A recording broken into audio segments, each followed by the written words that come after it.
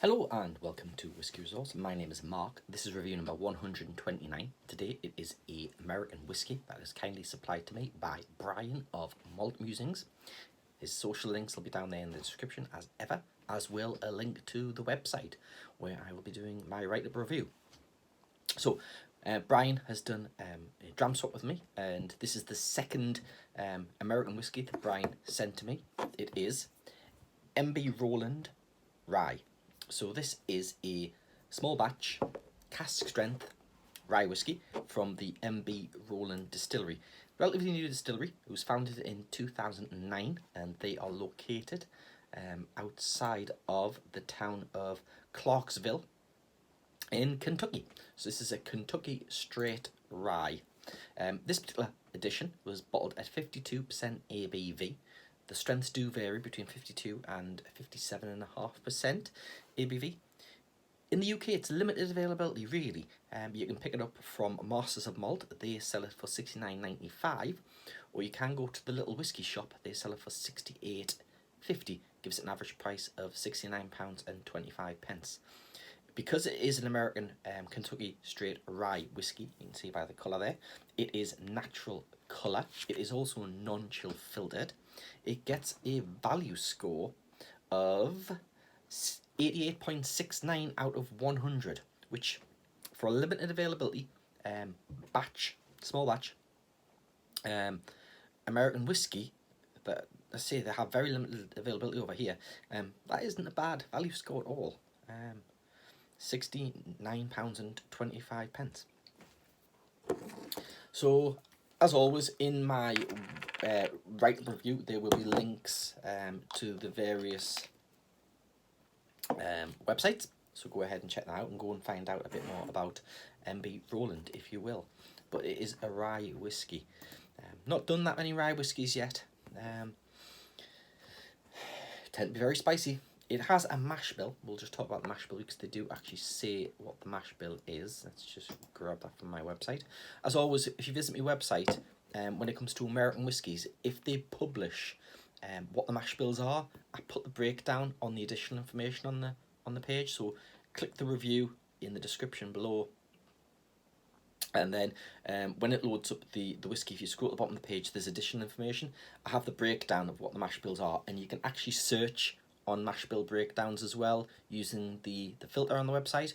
You can play with the different sliders, deciding what percentage of what particular grain you want to get a particular whiskey to pop up with.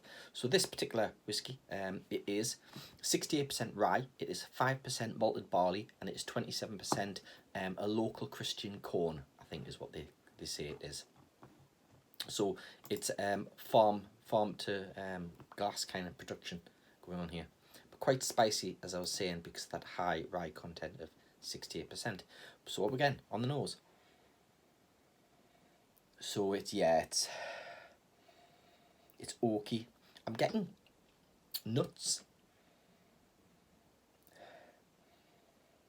and I always seem to get maple with bourbons and in this case rye.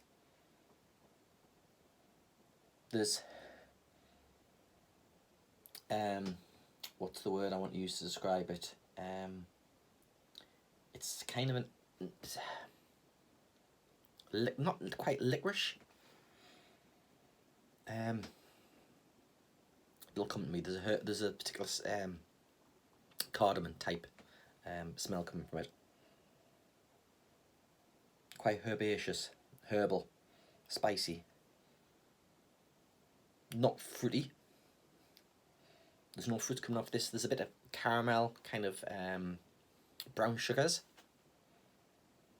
Yeah, it's not a bad nose. It's not too dissimilar to what you'd expect from an American whiskey on the palate.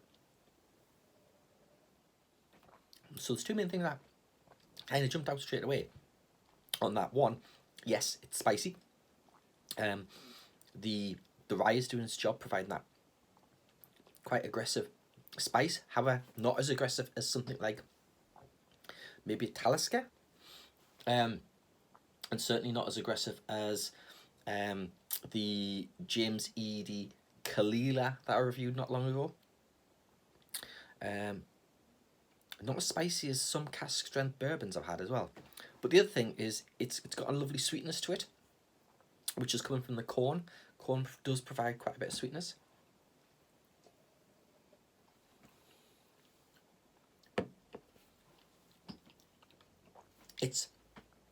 It's providing those bourbon notes, the corn, which you would expect from a higher mash bill of corn. Bourbons being minimum of 50% corn. It's got vanilla, it's got oak, there's caramel going on there, there's definitely brown sugars, the spices of cinnamon and ginger.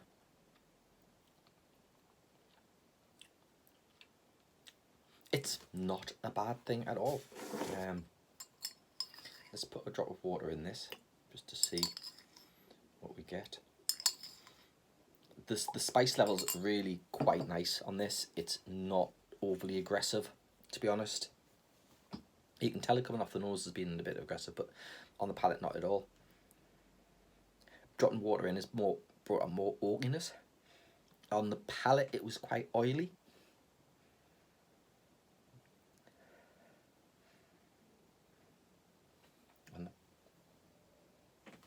There's a level of minty menthol. Quite refreshing. It gives your palate, yeah, a bit of a refreshment. Let's see. That's not bad at all. It's certainly different to some of the ryes I've had in the past. Those licoricey, cardamom type of quite powerful flavours are restrained a little, allowing the more subtle chocolates and mints to come through. There's still a bit of oak, but the oak isn't too bad because it's not that dry. It is drying, but it's not that drying as you would expect from a cask strength. That's pretty damn good, really, as ryes go. And you know, they're an independent distillery.